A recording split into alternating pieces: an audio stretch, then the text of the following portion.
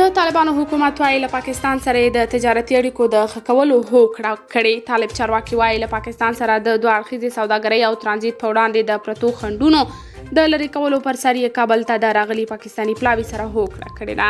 د طالبانو حکومت د کانونو او پټرولیم وزارت وایاند اسمت الله برهان د چهارشنبې په ورځ د جولای په 20 نیټه چې د چنګاښ له 29 نیټې سره برابر د امریکا غږ ته وویل چې د یاد وزارت مسؤلینو نن د پاکستان د سوداګرۍ وزارت له پلاوي سره د افغانستان د ډبرو سکرو د صادراتو ترڅنګ پر یو لړ نورو مسایلو خبرې کړې دي.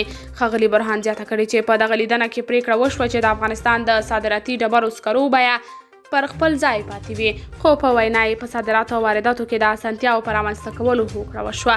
هغه وویل د معدن وزارت رهبري مقام پاکستاني تجارتي هیئت ته د ډبرو د سکرو او نورو معدني ذخایرو په هکله وویل چې موږ د نړۍ د هر هیواد سره تجارتي قراردادو ته د افغانستان عالیه منافع په نظر کې نیولو سره چمتو یو. په آینده کې د چین او هند هیوادونو ته د افغان صادراتو پر لارو چارو او اسانتیاو خبرې اترې وشوې. د افغانستان د سوداګرۍ او صنایعو خونې تر دې مخکې ویلي و چې په دغه هیواد کې وروستیو سیاسي تحولاتو د ګاونډیانو په ګډون له اکثره هیوادونو سره سوداګري ټکنۍ کړې ده.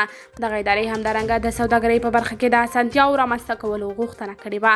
د طالبانو حکومت د کانونو او پټرولیم وزارت وایاند وایي له پاکستاني پلاوي سره په لیدنه کې همدارنګه پریکړه وشوه چې له دې وروسته د افغانستان بار وړونکې لارۍ د پاکستان ټولو برخو ته آزادانه تګ راتګ کولی شي او همدارنګه افغانستان به اجازه ولري د پاکستان د واګه بندر له لارې هند ته صادرات وکړي. قدرمنو لیدونکو، تاسو د دې موضوع په هکله څه نظر لرئ؟ نظریات مو راسره په کمنټ کې شریک، ویډیو لایک او چینل سبسکرایب کړئ.